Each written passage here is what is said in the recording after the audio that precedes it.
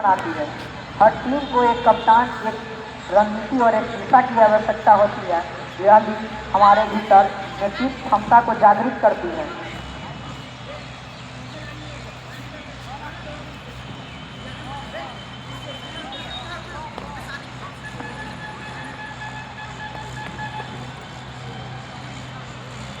खेल में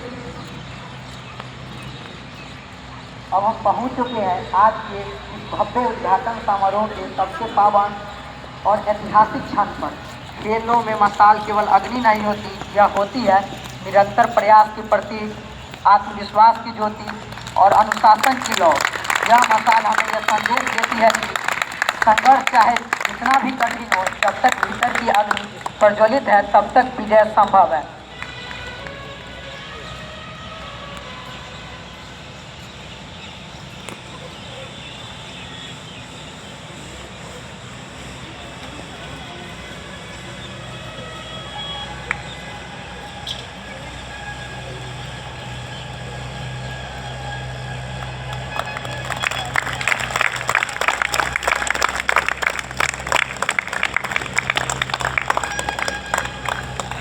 अब मैं काका जी से आग्रह करता हूँ इस मौके पे हमारे सबके बीच दो शब्द बोले।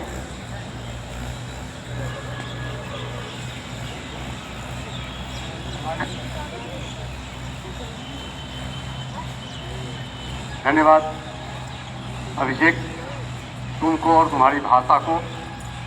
अब तुम्हारे सबके बीच मैं अपनी बात रखने आ गया हूँ। अभिषेक ने कहा कि हमारे सबके बीच आकर कुछ अपनी बात रखिए। मंच पर उपस्थित काकी जी, दिलीप सर, निखिल सर, बच्चों के बीच IP sir, Shrinivas sir, Mahesh sir, Ashok Sahni sir और प्यारे बच्चों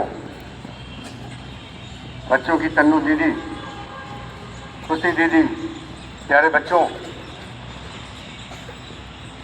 कोई भी जो आयोजन होता है वो हमारे जीवन की एक रास्ता को तोड़ने के लिए। हर दिन एक ही काम करते करते हम थक जाते हैं।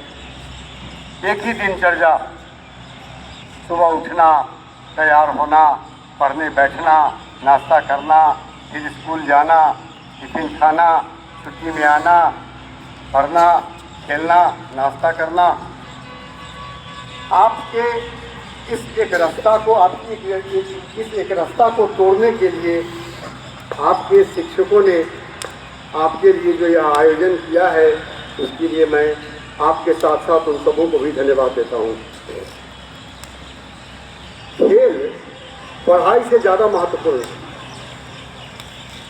पढ़ाई के क्रम में सिर्फ हमारा मानसिक विकास होता है, हमारा ज्ञानवर्धन होता है, लेकिन जब हम खेलते हैं पढ़ाई की तरह, तब हमारा शारीरिक और मानसिक, आध्यात्मिक, मनोवैज्ञानिक सब तरह का विकास होता है।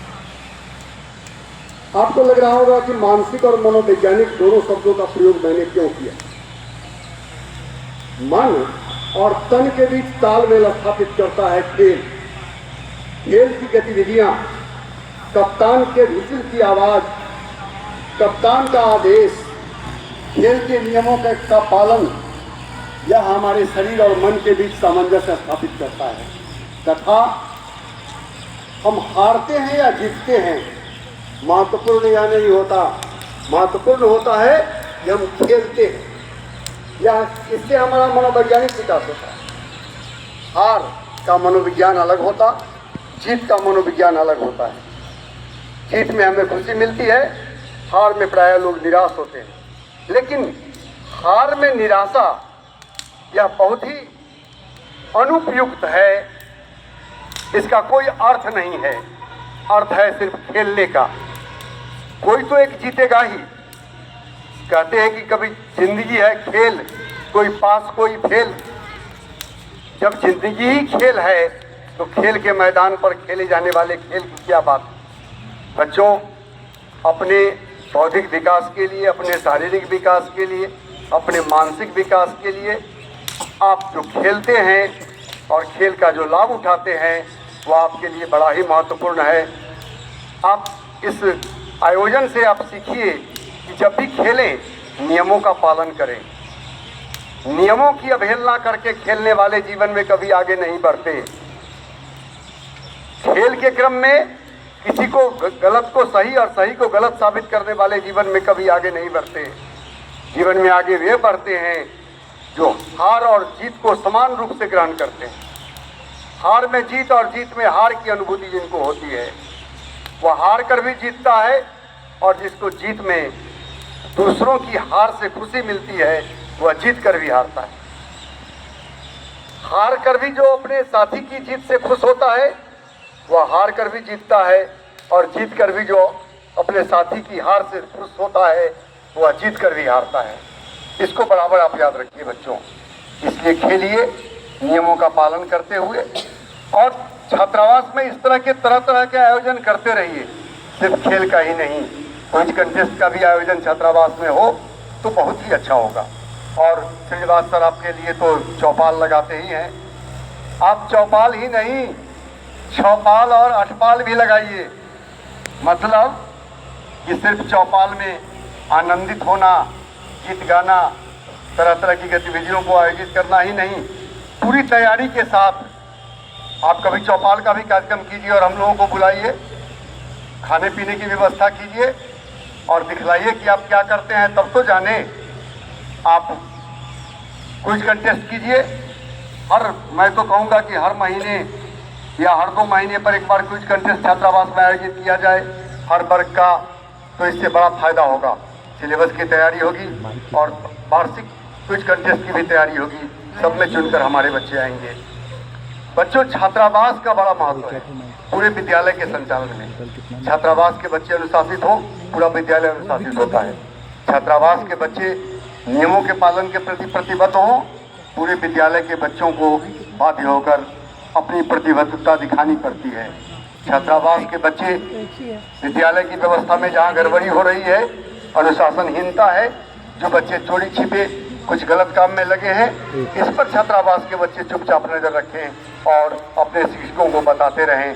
हम उन बच्चों को कुछ नहीं करेंगे, हम उनको सही रास्ते पर लाएंगे। आप बहुत बच्चे सोचते हैं कि किसी की गलती में अगर शिक्षक को बतलाता हूँ तो उसे दुश्मनी करता हूँ। नहीं, आप उसकी भलाई करते हैं। हमें बच्चों से कोई दुश्मनी नहीं, छात्रावास का बच्चा हो या विद्यालय का बच्चा, हम सबके प्रति अच्छा भाव रखते हैं, सबको विकसित करने का प्रयास करते हैं, सबको आगे बढ़ाने का प्रयास करते हैं, सब में जो कमी है उसको दूर करने का प्रयास करते हैं। आप छात्रावास के बच्चे हमारी आँख हैं, छात्रावास के बच्चे हमारी नाक हैं, कान हैं, हमारी स्पर्श इंद्रियाँ हैं। हम इनके द्वारा जान पाते हैं कि विद्यालय का स्वास्थ्य कैसा है। आप अपनी इस भूमिका को समझिए। हर वर्ग के छात्रावासी बच्चे अपने वर्ग की सारी जानकारी रखें। पढ़ाई के संदर्भ में किस विषय में पढ़ाई कमज़ोर हो रही है, छात्रावास के बच्चे अगर हमें बताएं कि किस विषय की पढ़ाई ठीक नहीं हो रही है, किस विषय में वे नहीं समझते हैं, तो किसी भी गार्जियन का बाहर का कंप्लेन हमारे पास नहीं आएगा और हमारी शिकायत नहीं होगी। छात्रावास के बच्चे अगर हमें बताएं कि फलाने वर्ग में अनुशासनहीनता है, बच्चे अनुशासित नहीं हैं, हम उनसे प्यार से समझाएंगे, उन पर दबाव देंगे, अनुशासित करेंगे, विद्यालय की प्रतिष्ठा बढ़ेगी, आपका ज़्यादा विकास होगा। आप जो बेमतलब कामों में लगे रह जाते हैं वो सब कुछ समाप्त हो जाएगा और वर्ग में शिक्षक का जो समय बच्चों को अनुशासित करने में जाता है वह नहीं जाएगा। इसलिए प्यारे बच्चों, अपनी भूमिका समझिए, अपनी जिम्मेदारी समझिए, अपना महत्व समझिए और खेल के साथ साथ पठन पाठन तथा चारित्रिक विकास, नैतिक विकास, बुद्धिमत्ता के विकास सब पर ध्यान दीजिए। छात्रावास में मैं तो निखिल सर से आग्रह करूंगा कि रोमियो टाइगर को कभी कभी छात्रावास में रोकें। उनके लिए हर दिन छात्रावास में सप्ताह में 1-2 दिन का समय छात्रावास को दें। छात्रावास के बच्चों को अलग नृत्य की शिक्षा दें, तरह तरह के नृत्य तैयार करवाएं। छात्रावास के बच्चों का और अधिक विकास होगा। प्यारे बच्चों, हम लगातार आपके विकास के लिए तत्पर हैं, आपके शिक्षक तत्पर हैं, या तो आप देख ही रहे हैं। आप भी जग जाइए, आइए एक नए ज्ञान भारती का निर्माण करते हैं इन आयोजनों के द्वारा। आप सबों को इस आयोजन की बहुत बहुत बधाई, शुभकामनाएं, बहुत आशीर्वाद। इसी तरह आप सब दिन नए आयोजन कीजिए और आगे बढ़ते रहिए। धन्यवाद।